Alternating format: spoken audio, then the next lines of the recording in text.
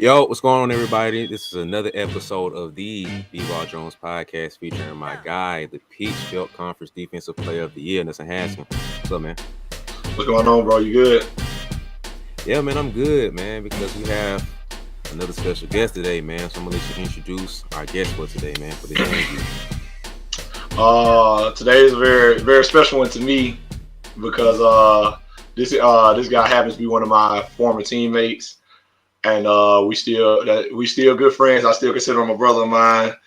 But unfortunately, during our time playing together, we played junior college at Bell State when I was there. And the summer between our freshman and sophomore year, he ended up suffering from a bad injury, breaking his leg, and kind of put a halt on his career for a little while. And he bounced back like tremendously. You know, very, very proud of him. I got a lot of love for this guy, and he just kind of inspires me the way he did it. So, without further ado, man, we want to bring in my guy, Miguel Williams. What's up? What's up? How y'all doing, bro? Man? It's a pleasure. I've been waiting to get on BeBall Jones, man, and meet the man himself. Man, nah, he's not lying because ever since we started, he's like, man, so when you gonna get me on? Man, when y'all gonna get me on the show, man? I talk about whatever. But this your opportunity, man. So I'm glad to have you. I wouldn't want it to be with nobody else for real. For sure, man. I appreciate y'all bringing me on. No doubt, man. No problem. So we're gonna go ahead and jump into our first few questions, and you answer them however you see fit. Gotcha. So first question, what was the first? Well, my first question I want to ask you is what was the first thing that went through your mind like after said injury had happened? Oh, time out. Before that, introduce us to who you are. Like, my bad. Know about you, bro. Okay, so he getting straight to it, man. Like, I know. It's my bad. It's my bad. He already know me. He trying to get straight to it, but yeah. All right, so. In high school, I was an all-state, second team all-state, Alabama. And then I went on to play at Bevel State with Nelson. We had a good freshman season. I averaged like 14 points. And next season coming up, we had pretty big plans, but I happened to break my leg, compound fracture. I had to sit out a whole season. That was tough. And I ended up rehabbing for like 2 years. 2 years straight, I rehabbed. And I got back on the court that next season. I played for Auburn Montgomery for a year, and then I ended up at Eureka where I just graduated. I had 2 years left for eligibility, but I'm not sure what I'm going to do with it yet. I don't know if I want to go be a grad assistant, play another couple years. There's just a lot of doors open. I just need to pick one. I got some time. I just been reflecting, trying to see what I want to do. So that's an introduction of myself, man. That was up, man. Yeah, man, my bad, y'all. I know my voice. I already know the story, so now it's like I'm trying to get to what I want to talk about. So I'm gonna take over right here till we get to that part, man. So I'm gonna handle. Let the man himself do it, man. You got it, man. All right, man. So tell us a little bit about where you're from, man. Where you grew up at? Okay, I'm from Huntsville, Alabama. Shout out to Huntsville. We was just recently ranked #1 city in America to live in, man. Fastest growing city in America right now. I grew up right by the school. I went to Williams Elementary School, Williams Middle. I grew up right next to the school. We had an open gym. That's when I started loving basketball. I used to go home, eat a pack of ramen noodles, watch Johnny Test. Soon as the middle schoolers get out of school, I run straight to the gym. Me and my friend would run to the gym, skate to the gym. We'd be in the gym till 9 o'clock. It got so bad, man. I ended up getting in trouble for not doing homework. I was in the gym so long. I'd be so tired. But, I mean, so that's when I really fell in love with the game. I got two sisters, one brother, man. So I'm very family oriented. And, just my main thing is, treat everybody like family. So in my family, my mom always treat, people that came over like they're her own and stuff like that. So I love kids. I love giving back to kids. So that's why I be thinking about being a coach and stuff like that. But that's pretty much a background on me, man. Okay. So as we kind of talked about a little bit, you played with Nelson. So how'd you get to Bevel? What was your introduction to it? Why'd you choose Bevel? So I had almost every JUCO in Alabama except for Shelton. and Bevel was an upstarter. So like, I wasn't sure about it at first. Really, my coach came in, he recruited my point guard first. I didn't have like that much looks before the season. He recruited my point guard. His name Daquan Ford. He was tough. He ended up going to Bevel with us too. He recruited my point guard first, and like I was thinking about going to another school. I was thinking about Gaston State a lot, but two of my friends, Chris and Omar, that I played basketball with growing up, they already went to Bevel for their first year of basketball there, and they said the coach was nice, a sweet man. So I had to go check. I had to call to see what it was about, and they ended up convincing me, like, come play with us, man. We're going to have fun, bro. You be with your boys. So that's how I ended up at Bevel State. So what was that freshman year like? It was all right. So in the beginning of the freshman year, we was good. We was rolling. I think we went, where we go, Nelson? We went like 7-0, didn't we? Yeah, we started out 7-0, and then at Christmas we was 10-2. 10-2, and we had a good point guard. His name was Javon Duncan. He ended up tearing stuff up in his knee. He was probably like, so on paper, our best 4 players was probably me, Wanye. Well, let me put it in order. Wanye, Nelson, me, and Chris. We was all like the key players, but like what people slept on, our most important player was Javon. So when he went down, he only averaged 2-3 points a game, but when he went down, season went to a rail. That just goes to show you like how much a pure point guard like can be a floor general and guard someone full court, how valuable that it is to a program. And he was just a leader, a vocal leader. So that was a big loss, and we didn't have a point guard after that. So the season started derailing after that. But for me, the season, I learned a lot about myself that season. Like in high school, I just go score.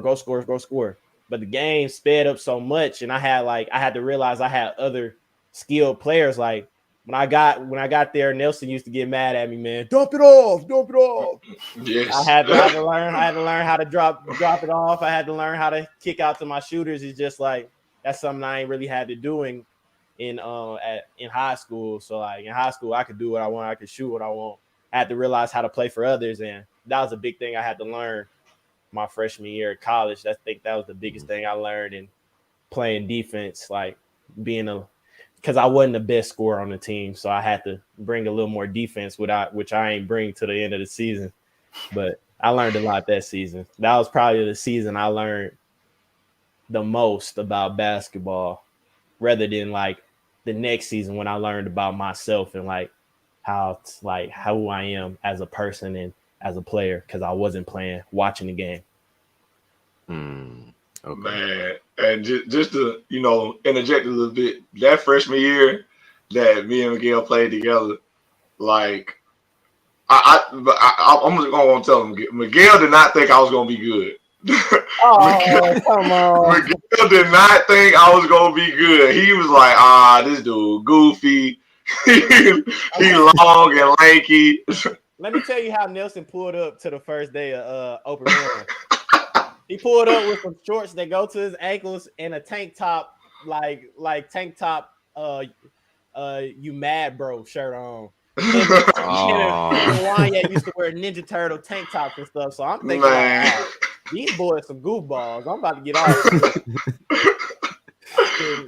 I ain't know what to think. They just look goofy, man, but they turned out to be great players. I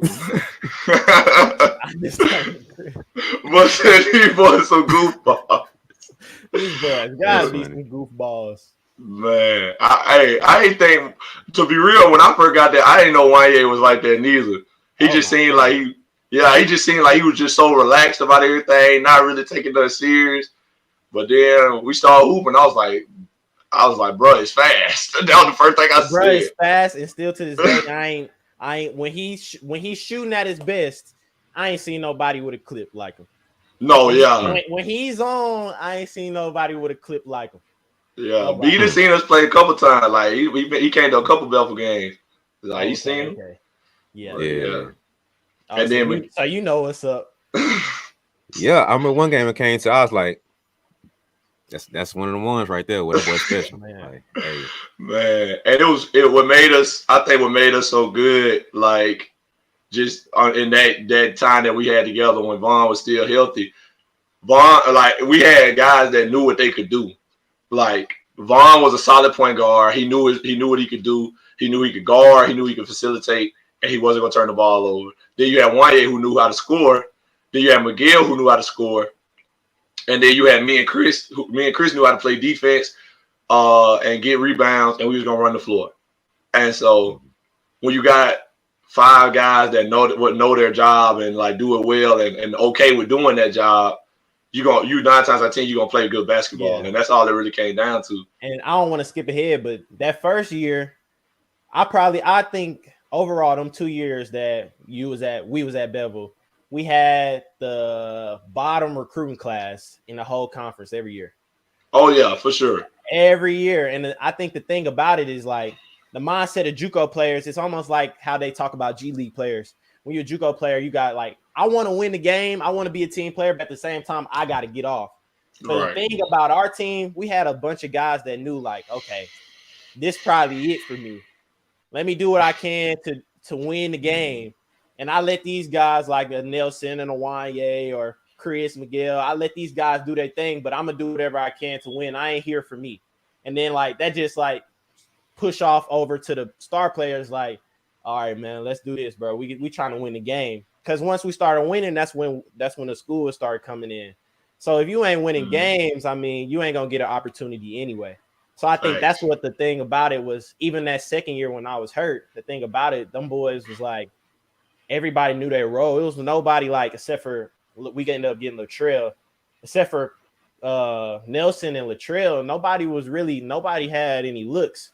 But what made them so good, everybody did what they were supposed to do, and they didn't mind being the role player, even though they was playing JUCO. Most JUCO players gotta be the star. I gotta be the star. If I ain't getting these shots, I'm leaving. These guys, like, they bought into the system, and that just goes to show how good of a coach we had.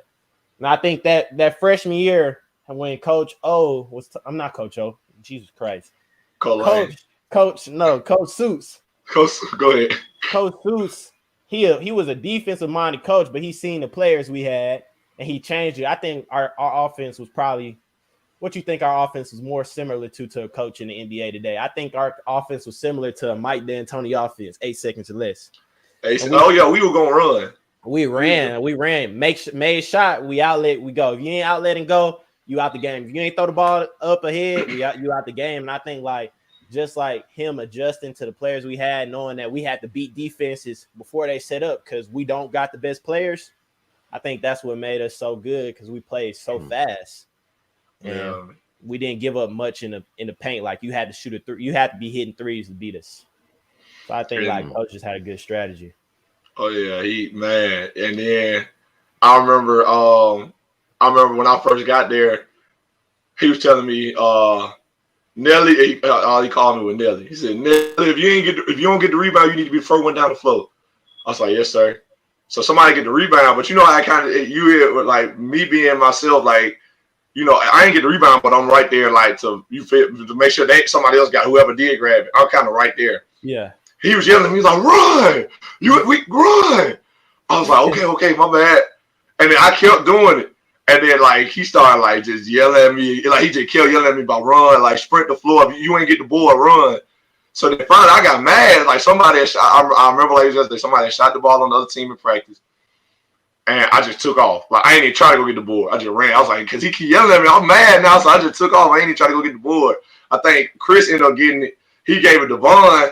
And as soon as Vaughn got the ball, he took one dribble and then threw the ball out to me like this. And I caught it, pump fake somebody, and then dunked it. And I was like, oh, man, I need to keep doing this. I said, God, dog. Like, oh, that open? Because, like, sprinting the floor, what I didn't realize, like I said, like, I learned a lot in that 1 year, too. I think everybody should, though, in their freshman year because just, like you said, like, just the level of play and the speed of the game so different. You got to learn, especially if you thrown into the fire early. Like, we started as freshmen. Yeah. So we kind of thrown into the fire. Yeah. But I had to learn. I was like, okay, so if I run, I'm the big. But what I didn't realize is on the offensive end, the first person back 9 times out of 10 going to be a point guard because they always say point guard first one back if you ain't shoot the ball. So if the other team shot the ball and I sprint and I passed the big and everybody. You got a 9 guard times on you. a guard gonna pick me up. So if I just kept going, I could take them all the way to the block, and I just, I could post up immediately, get quick offense. And then, or if I do that, now it's a mismatch somewhere else, because now a big gonna have to pick up on a guard. And then Miguel was real good at, if he was open on the sideline, we pitched the ball ahead, like he said. They'll pitch the ball ahead to Gale. He's catching it, sweeping through, going straight to the rim. Like, nobody was really stopping it if he got it in the right place. Man. So, like he said, man, Coach Seuss really did a good job, setting us up and putting us in a position to be successful for as long as he did, with what we had. Like he said, and I'll never forget, one thing he used to say all the time about us, like he said, our recruiting class never been great, just being real. And from top to bottom, we never was full of talent. No. It's compared to other teams. And I remember he said, if we had to play basketball 10 on 10, we'll probably get blew out. But as long as we got to play 5 on 5, we're going to win. Man. We was going to have a few good we was going to have at least 3 or 4 good players every year, and then everybody else is going to buy in. So I think that was the best spot for us. God bless we picked that, because I think that was the best. I don't think we would have got them opportunities anywhere else to develop our game. Yeah. Sure. So go ahead and walk us into that second year. Not straight to it, but walk us into that second year. Set the scene for us a little bit. Okay. Oh, yeah. Gail, tell them about the summer before you got hurt, me and you. Okay, so going into the summer, I didn't shoot the ball well my freshman year. So Coach Seuss was just like, when you get all these guys gone, I don't know what you're going to do. You need to go work out. You need to do this. First thing I did, I got a trainer. Shout out to JR Stro Show. I got a trainer. He played pro G League, and I trained with him night in, night out, 2 days a week, two times a day, about 3-4 days a week, because I had to go to school sometimes for a couple of days for that physical science class we all took. So I'm training hard two times a day.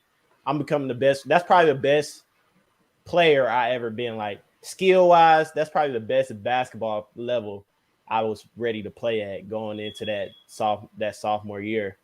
And I was starting to get a little looks. Coach Seuss would tell me I'm starting to get a little looks. And I was taking that to the head. I was going hard. And then we started playing. Nelson came back. We was playing.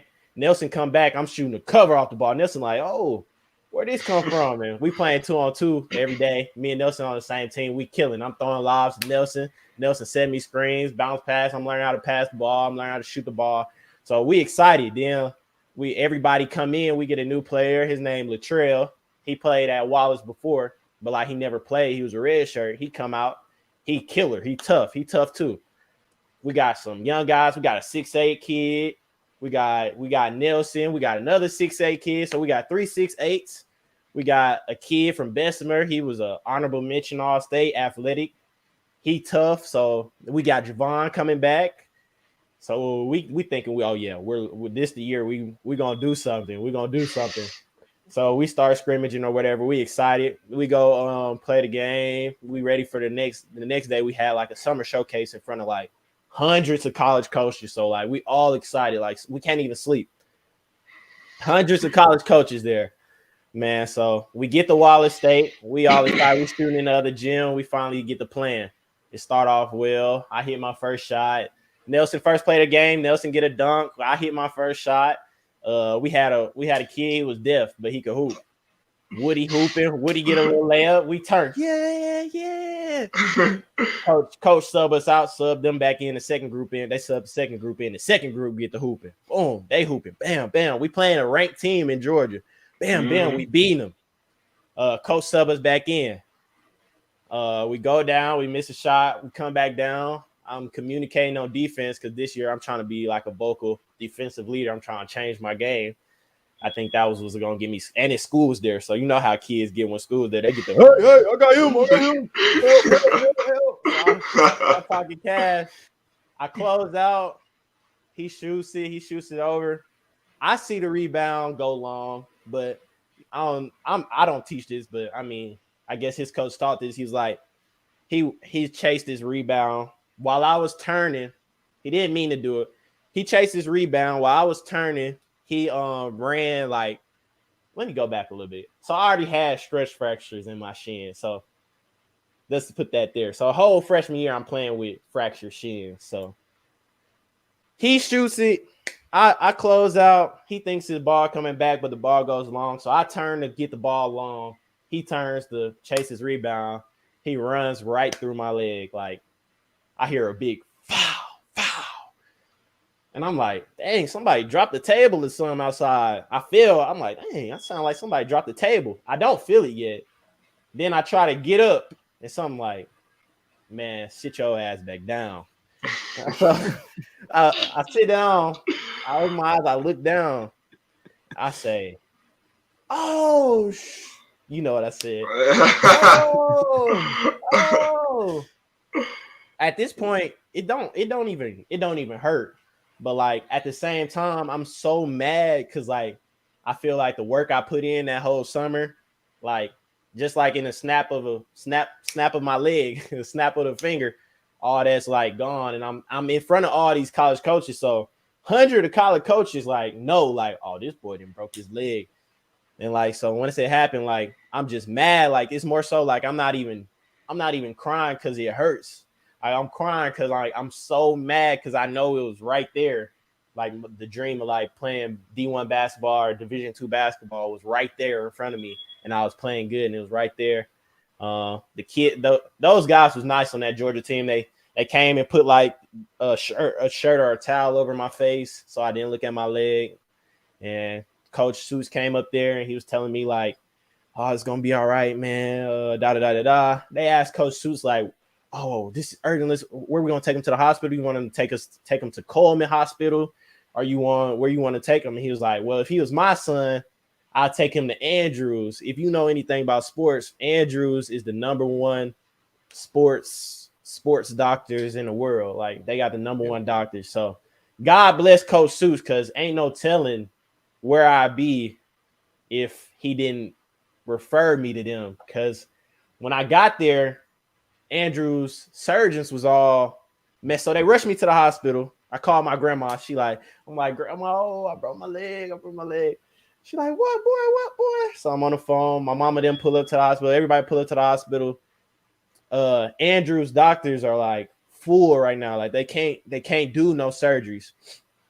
So the regular doctor comes in and he's like, man, I did a few of these. I have to cut your ACL to get around it. I have to do this. I have to repair this. Then I can get the rod in there.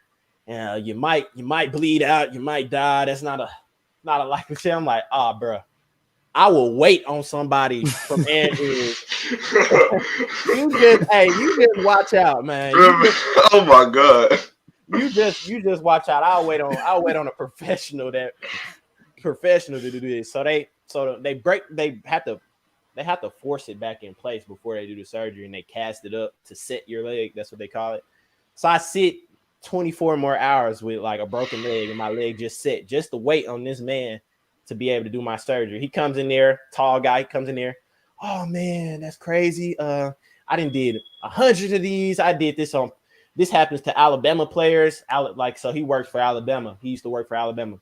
I do this on Alabama players all the time. Football players, they get hit in the shin. I do this for them. I do this for their soccer team. Why would he have to move your ACL? That just make you rehab more? No, man, I'm gonna just move it over. I'm gonna put the rod in, screw it up. You'll be fine." So he's like, the chances of you playing again will be way higher this way. So thank God I waited. So boom, I go in there. They do the surgery or whatever. I stay in there about 2 more days, and all that could go in my mind is like, because a lot of people don't play from like injuries like that. So only thing going in my mind is like, will I play again? But that's what's going on in my mind when I'm there at the hospital. But when I'm starting, after he do the surgery and like how he was talking to me, I go in my mind like, okay, Kevin Ware played after this. Paul George played after this. I start researching what they did. I start researching like how many players come back from this. And like, so the thing in my head started being like, don't think like if you'll play again. The thing is like, when you'll play again. Like, when will you play again? So first things first, as soon as I get into rehab, I can't even move my toe. Like my leg been like sitting there so long. I'm on bed rest 3 months. So when I get in rehab, I can't even move my toes. Like I could barely move my knee up. It's a video where I move my knee like an inch. And he like, that's all you could do? And I'm like, man, that's all I can do. So that whole summer was straight rehab. And then I'm doing online classes. This is another reason why like the COVID thing didn't affect me as much because I'm doing online classes from summer to the beginning of the fall. In fall, I still can't come be with my team. Like I'm trying to be with my team. I can't be with my team. I take online like 20 hours of online classes the whole fall just so I can catch up because that summer I had to drop some classes because I couldn't take them. I couldn't take all those classes. I was too messed up. And I finally get back to the team in July. I mean, not July, January, and they going crazy. Like, I don't know. What was y'all record when at the Christmas break, probably, like, estimate? We had lost like 4 or 5 because we had played on ranked teams in Mississippi and stuff that we lost to. I want to say we was like 8-5 or like 9-5, something like that. So the team going crazy without me, and I was supposed to probably be their leading scorer. So like I'm surprised, really, and they got it rolling. So sometimes I just think like, man, what would that team have been if I never got hurt? Like, what would that team have been? They beat Shelton. Shelton won the whole thing. They usually go undefeated. I just like, man, this team would have been special. They were still special, but like, I wonder how special we would have been if I could have played that year. And a couple other players didn't like get in trouble. I wonder like, what could that team have done? But yeah, man. Me and Gil, I can't tell you how many phone calls we had during that sophomore year. Where we'll be like, man, it's supposed to be us. It's supposed to be me. Like, no disrespect to the other guys I played with and stuff. Like, everybody else, like you said, we still balled out. And, we had a successful season. But, like, it's just that thought, like, dang, like, it was supposed to be me and you. Like, that summer of, like, us playing 2-on-2 and, like, working out. We was calling each other D-Wade and Shaq. Like, Shaq and D-Wade. Man. We were hooping, like, and then we think about it now, like, even to this day, sometimes we be like, man, like, we never got that 1 year, like, to play together and be, like, hooping, like, as teammates, where he was going to be, like, we was going to be that 1-2 punch. And then, me and Trail still turned into that, but it just, and I love Trail. I'm not trying to say nothing about him, but it's just different because me and Gail came in together, and we put this work in together. And we thought we was going to, reap the benefits of it at the same time. And then we end up, it just didn't work out that way. But it was like tons of phone calls, like, man, like what could it have been? Like me and you, like what you think we would have did, like what our averages would have been. It's a lot to think about, but man, it's one of the things, it's just life didn't work out that way. But it just didn't work out that way. And like stuff from stuff like that, you can learn a lot. And like after you learn a lot, you can teach other people a lot about that stuff. Even if it ain't go the way you want it, you still get a lot of stuff out of it, man. So I got a lot of stuff. I learned a lot of stuff about myself and a lot of stuff about just life through that. So I'm grateful for it, actually. I'm actually grateful for it, to be honest. Even through all the surgeries and everything I had to go through, I'm really grateful that like I figured out a lot of stuff about myself through all that, man. So going to that, man, what did you learn about yourself through that whole process? I started learning like other stuff that I like, man. I had other hobbies. I like fashion. I like business. I rather like if you ask me today, like, do you want to play professional basketball? I say no way. Like I want to be a businessman, man. And like it's just certain stuff I learned about myself. Like I ain't know that I love to teach. I love to teach kids. I love to be around kids. I love stuff like that. And I just rather like after I got hurt, I did more stuff like I go with my high school coach to school and tell him my story, like tell him how like don't stop, get through adversity. Cause like going in after that sophomore season, so I didn't have no offers or nothing because I didn't play that sophomore season. So the options was come back and play with these other guys that I really didn't know for real, like some new guys, JUCO, and like waste a year of my academic life for real because I'm already done with junior college. Or like I can go bet on myself and like just put my name out there. Like people know I broke my leg. Put my name out there. Like, who wants me? Like, who wants to take this kid? So like, it got to like July or like the beginning. It got to August. School is 2 days in, and people might think I like have a bad blood with AUM, but I don't. Like, I'm appreciative that Coach Cheney and McEwen took a chance on me. Like, they called me at like, I'm thinking like, I'm finna go to Alabama. I'm finna just go to Alabama and be a party kid. Like, I'm finna go have fun. Forget this. I can't play. I'm gonna go have fun. I'm gonna make sure my college, I'm gonna have fun. But they ended up calling me right before like the deadline, and they was like, "Hey man, we want you to come play, man. Get your legs up under you." So I signed up for AUM. I get there, and the rest is like history about me, like just playing.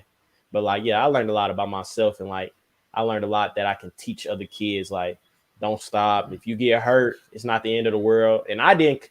And I'm be honest. I didn't never came back like, because a lot of my game relied on athleticism.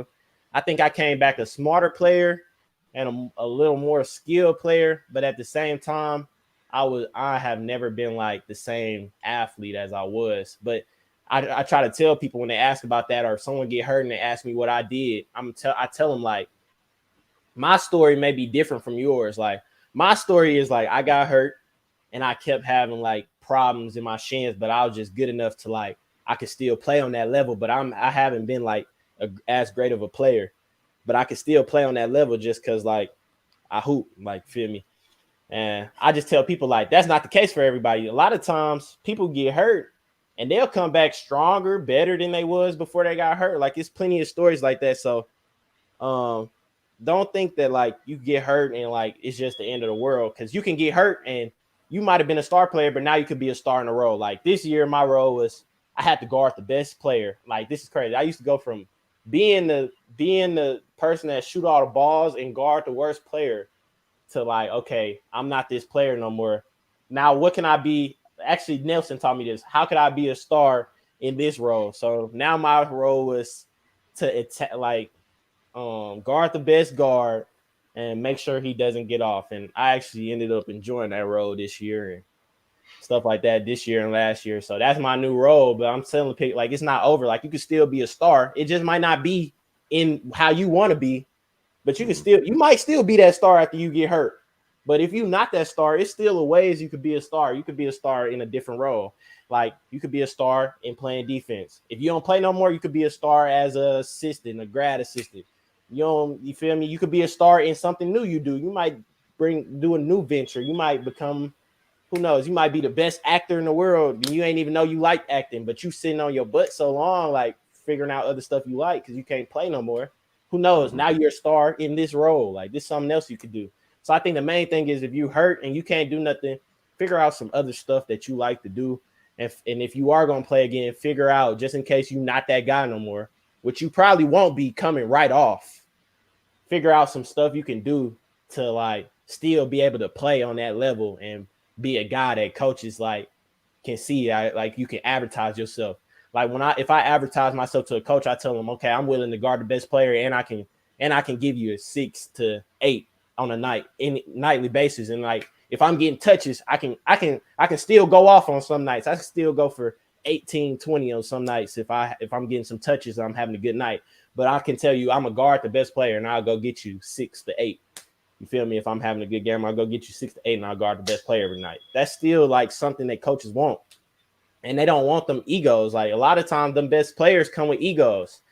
And like, it's hard to manage them egos. If you come in and you just a loyal guy and you a team player and you a good player in the locker room and you can do the little things like guard and be efficient, you can play anywhere even after you get hurt. So I just tell guys, like, just stay focused. And if you're not that guy no more, see how else you can still be a guy that coaches want. So I learned a lot, and I can teach people a lot about stuff like that now. So I'm appreciative of the injury and everything that happened. Man, that's crazy, bro. I ain't gonna lie to you, man, because I had my little injuries, and I'll just be like, man, that hurt. But to actually have my leg literally broken, bro, I don't even want to try to process that, man. Like, that's just wild, man. It's tough, like, for sure. What was your mental space like from realizing what happened to the first game back? Like, what was your mental space throughout that whole process? So once I realized what happened, the main thing was, okay, let's see. Let's not like at first I was rushing, like, okay, I go to the doctor because you gotta go every once in a while. I go to the doctor like, oh, you think I'll be playing again by June? Nah, man, slow your roll. You think I'll be playing again by July? Nah, man, just chill out. So it turned out I didn't get to play again till I think I finally started playing in the gym with them, and I was sucky. Started playing in the gym with Nelson them again in like February. That's when I finally started playing again, and then COVID hit in March.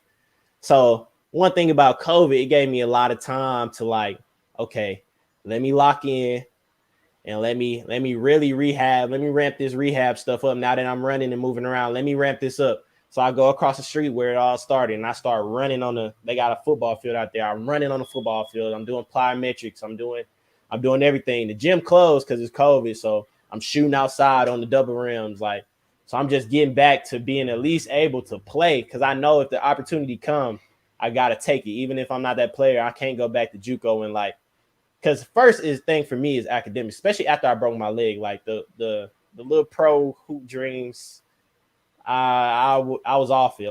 I mean, I still love the game. Don't get me wrong, but I just feel like when I grow older, what are people gonna know me by? Like, was I just this basketball player, or like, what can I do? What else can I do? So that's just my philosophy. I'm not telling you not to do that. Go crazy, hoop your life out. I don't care, but I just knew I need to be ready if this opportunity comes. So I did that, and the opportunity came, and I played good my first game. He wasn't playing me. He didn't really play me that whole season, but the first game I did play, and I'm like waiting. I'm amped up really. As soon as I get in the game, he like, Miguel, go. I'm like, oh shoot, I'm boom, boom, boom, boom, boom, boom. My heart racing for real. As soon as I get to get in the game, I play a possession of defense. Ball comes off. I get the ball. I call my favorite play. I think it was called, I don't know what it was called. Oh, one game. We call one game, and it goes all the way around, and I was the point guard. It goes all the way around, and it comes back to a handoff for me. As soon as I get the handoff, I get to my left, I make a layup. I'm like, oh yeah, I'm still like that. That's when I realized, okay, I can still play. I can still play at this level. I get back, I get an offensive rebound, I get a layup. Then he took me out and ain't play me no more. But that's all I needed to know. Like, even if this guy don't play me, I know I can play. And that's what ended up making me want to transfer. But it was nothing against the coach, you feel me, or my teammates. And I love them guys to this day too. But I just wanted to play. I wanted to see, still to this day, I think that's why I still consider playing my 2 grad years out, because when it comes to an injury like that, it's a difference. This is why it's so different. It's a difference between tearing up a tendon. A tendon can get stronger the more you work out. But with a bone, you just gotta wait it out till it actually finally heals all the way up.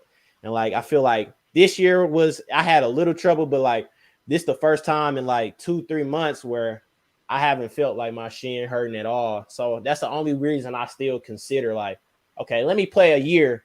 Let me play a year or two to see okay, let me see how I can play without any shin pain or nothing, none of that. Let me see what I can do. So that's the only reason I still consider playing now.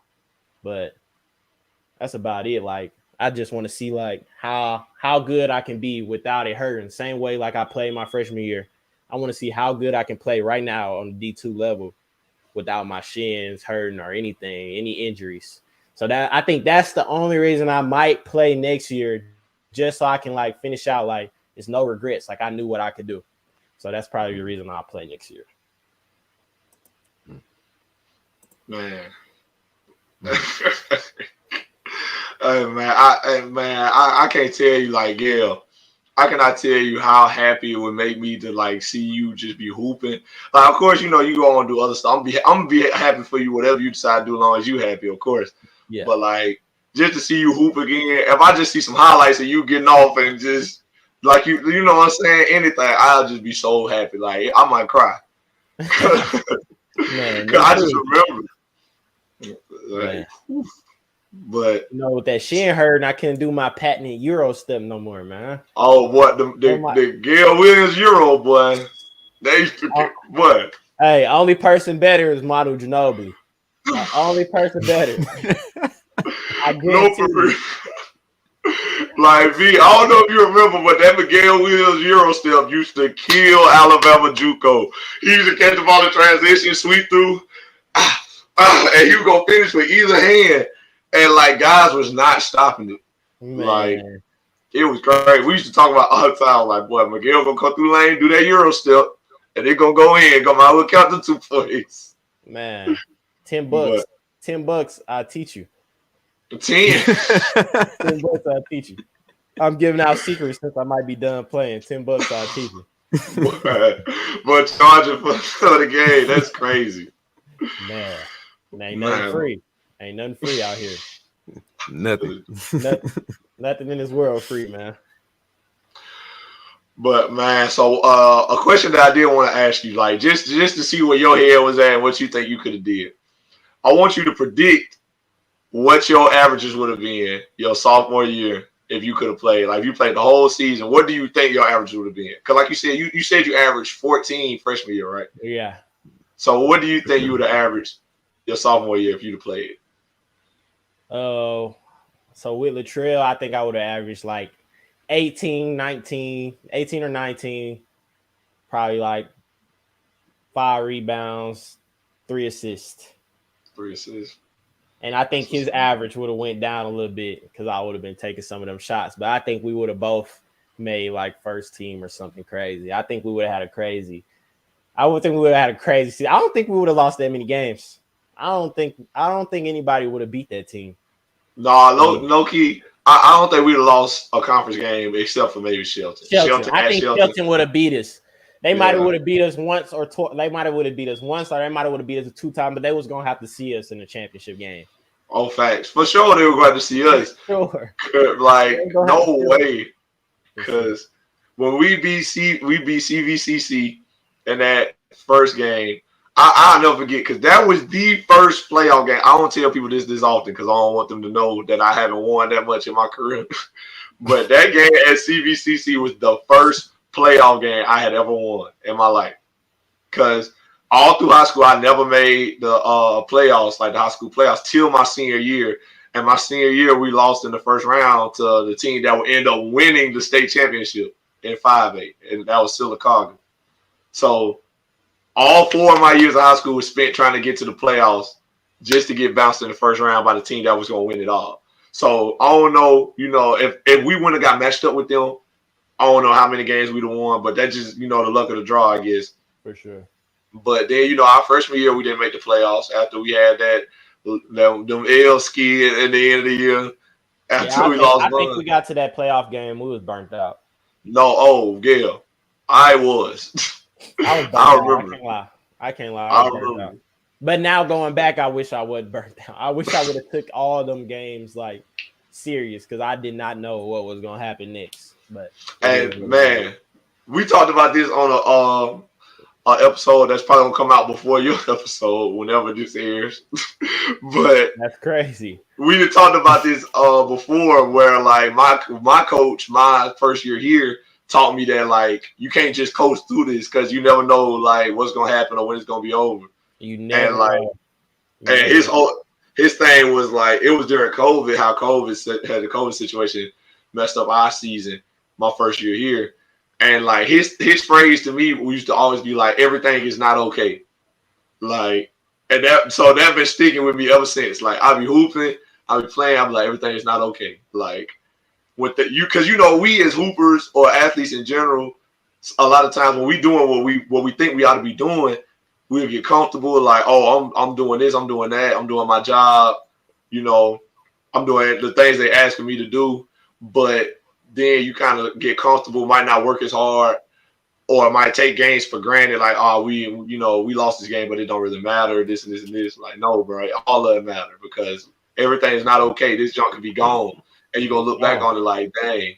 Cause like, look, that's crazy. He said that because like I was planning on staying at Trevecca and finishing grad school, but It just came down that they wasn't gonna pay for grad school for athletes next year, and that came out of nowhere.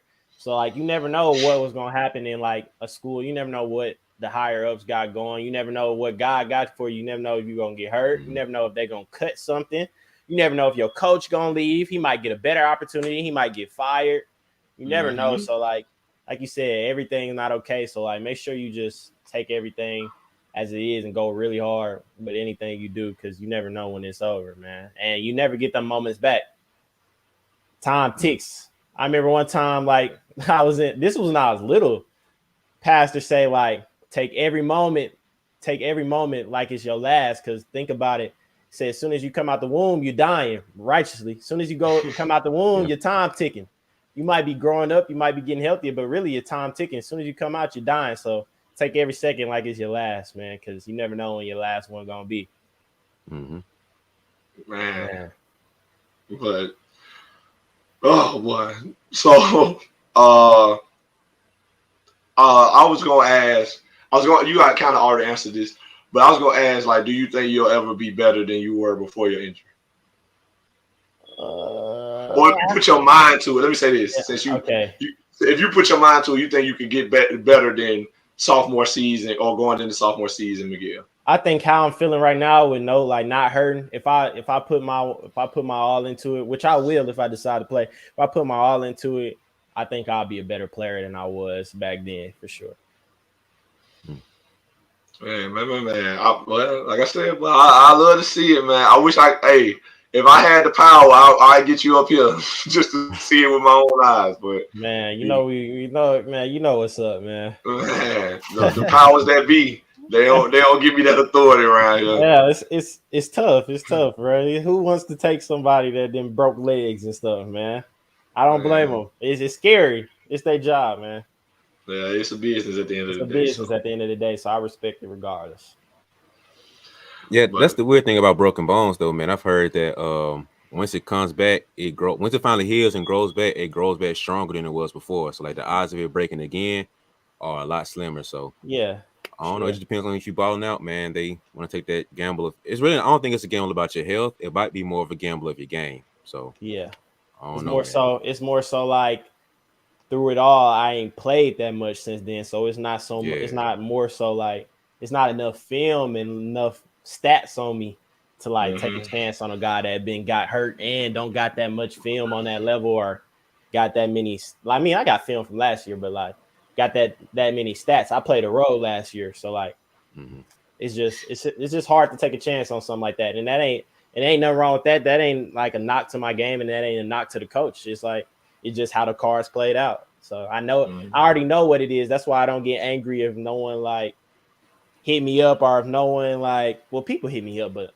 if a school that I want to mess with don't really seem to like kind of weary of me, because they'll look at me, but they'll be a little weary of me, and I understand it. So like maybe when I was younger, I get upset like, hey, why he don't want to?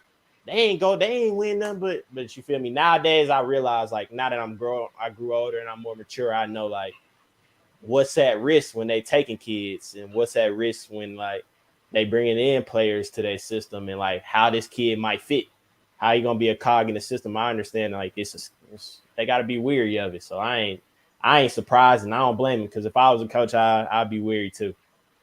It is what it is. Man, B, that's really all my questions. I know you probably got some questions from Miguel. Me and him been chopping it up like we on FaceTime or something, but I know you got some questions for.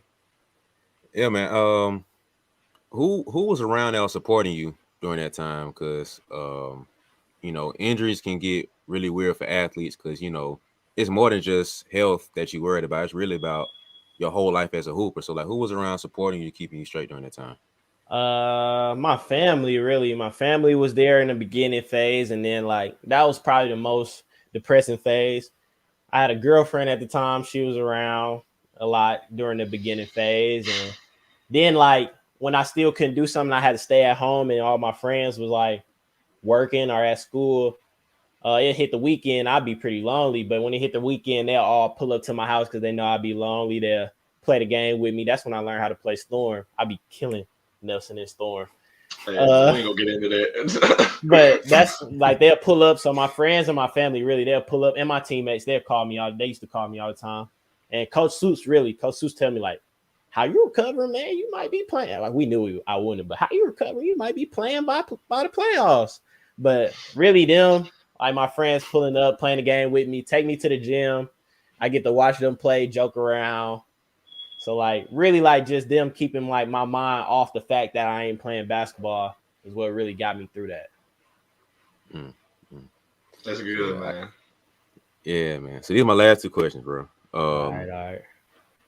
One, if you had to like give one lesson that the game of basketball has taught you that you can apply to life, what would that be? So like, would it be from like your injury? You already gave a couple gems already, but like if you had to like one crucial rule or one crucial thing that you learned from the game of basketball that you apply to like this way bigger than basketball, hit your life, like what would that be? I think it's more so just like I've been to a lot of spots since I've been playing. Like since I got hurt, I've been to a lot of schools. So I think the main thing is like I didn't make like when you get there, don't take any like how I said like when I was younger, this is something I do. It's just crazy how like you change from in 4 years, like three or 4 years. Like I said, when I was younger, Nelson came in with a big old "You Mad Bro" shirt on and some big pants. I would have never thought that Nelson to be one of my closest friends. So like, don't take everybody for like I guess you could say like read a book by its cover, but I think like more so like make as many friends as you can through basketball and through like since the fact that if you're watching this and you're a college athlete, you're gonna meet a lot of college people, and these people might end up being millionaires. These people might be like your friends for life. I think just make sure like when you're going in there, don't make it only about basketball. Make sure you because who knows, you might not even like basketball by the time you in because college basketball is stressful. So Facts. Make sure you networking and you meeting the right people because I feel as if like we still all struggling right now to figure out what we want to do.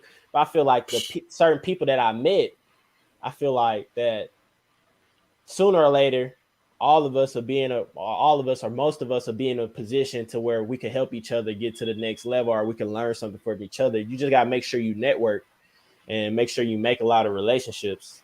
So by then, if one of your friends that you did make needs some help, you can help them out. So I think just the main thing is being able to serve others. That's what I learned through basketball, making friends and serving others. That's the main thing. If you could serve, you'll be fine in life. As long as you serve others, good things will come to you. I think that's my biggest thing. Man, that's funny that you say that because like I tell like younger guys up here, like the freshmen and sophomores and stuff that come in. One thing I always tell them, I'll be like, man, two things. Find you some friends outside of us and find something you like to do outside of basketball. Man. Because at the end of the day, you're going to see us every day. You're going to get sick of us eventually. Like, I ain't saying we ain't going to be friends now. I'm going to always be your friend, your boy, your brother. I love you. But, like, find some more people to kick it with. Because when we get to rolling and you see us every day, we playing, we traveling, all that, it's going to be fun. Out. But yeah, you're going to get burnt out. Have some people you like to kick it with outside of us. And find something you like to do outside of basketball. So you ain't always doing basketball. You're going to get burnt out on basketball. Like, I love basketball. Like, I love basketball, like, just as much as the next guy, the next player. But at the end of the day, like, shoot, this weekend, really, I'm basketballed out. Because I've been working camps and doing, like, workouts and hooping, like, every day this week so far. So, like, this weekend, I'm trying to rest. Like, I got stuff lined up to do with friends. Like, I'm trying to kick it. Like, I'm not trying to look at a basketball other than the finals. I'll watch them play basketball. So that's all I'm saying. Like, it's funny that we, like, hoopers need to know that, though. Like, just chill on stuff. And Luka ain't playing. I ain't even watching them. What's that, Luka? I ain't even watching them. Man. That's funny. Yeah, that's crazy. That's crazy because I literally tell I tell people that too. Like, I don't care. It's like the one thing I could probably give game to the high schoolers going into college is like, I don't care what you're doing, hooping, not hooping, whatever. Like, find some people to network with, especially going to like a big school, like, and they got money in that school. Like, network with everybody because you never know. Like, you never know who you're gonna bump into. That might be the next doctor or lawyer, or you might need a job, or looking for somebody to hook you up with something. It's like, you Man. never know what people turn out to. So it's like just I, networking, meet as many different people as you Man, can. I don't want no kids yet, and I ain't hoping I don't have no kids soon. But when I do have a kid and they do go to college, I'm gonna tell them, don't meet the popular kid, go meet the president. Go meet the person that making the best grades. It don't have to be the person that making the best grade. Go meet the person that's gonna make some money. Go meet the person that's Who gonna got the be opportunity? Yeah. Go meet the president. I don't care what you do, man. Pass. Go meet the president, man. Go meet the CEO. That's the main thing. Go meet the CEO, man. That's what you need to do. That's what I tell them. I think that's what I tell kids. Don't worry about your. Don't get me wrong. Don't worry about your grades and stuff, and don't worry about the popular people. Don't worry about be worried about meeting the CEO or being the CEO yourself. That's the main thing. Well, that's great advice. Yeah, that's perfect, bro. So, last question, man. All right. I want you to show some love to somebody, man, and somebody, where it can be a player, a teammate, a coach, or whoever, somebody that you know of or that you watch, somebody in the industry, whatever, that you feel like is a little underrated, that ain't getting the shine they need to. Who is that person for you that you just like, man, I see them doing their thing, but people they slept on, man. So who would you show some love to right there? If I want to talk NBA, I have a pet peeve. I have a pet peeve with a person, like for a person. I think that they do Mark Jackson dirty. I think they do him dirty. That's my biggest issue with the NBA, man. I think they do Mark Jackson dirty. I growing up, I don't like the Warriors no more. But growing up, before they was winning championships, they was losing to the Spurs.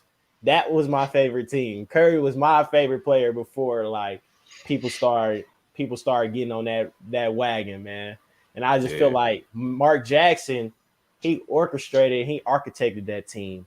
And like he taught them boys what is about being in the NBA and made them the players they were. But like people don't give him no credit for that. They always like, I'm not saying don't give Steve Kerr his credit, but like this man took this team from being the worst team in the league, one of the worst teams in the league, to a team that's making the Western Conference Finals, and he get fired from his job like it was nothing, and nobody goes to talk about it. He had to sit there and talk, and he talking good stuff during the games. You can tell he's a great basketball mind, and he got to watch this team that is his team.